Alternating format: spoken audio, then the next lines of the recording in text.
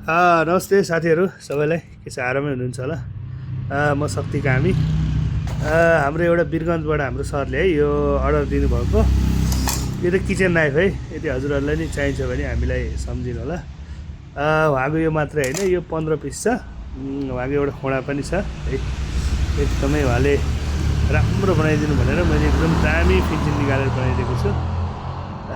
हेर्नु होला सर, तपाईँलाई धेरै धेरै धन्यवाद। उहाँको एउटा खुकुरी पनि छ है, भोजपुरी खुकुरी यस्तो दामी छ हेर्नुहोस्। यो खुकुरी साह्रै नै राम्रो छ। यो खुकुरीको पुरै हाम्रो गाडीको पाताबाट बनेको सामानहरू हुन् यिनीहरू।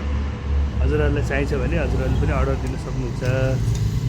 यो त झन् स्पेसली किचन नाइफ भइहाल्यो, हाम्रो सधैँ घरमा युज हुने किचन नाइफ। यो ट्याक्क एकदम लाग्ने हुन्छ। यो स्टिलको किनेर बस्नुभन्दा यिनीहरूमा युज गर्नु एकदम धेरै राम्रो हुन्छ।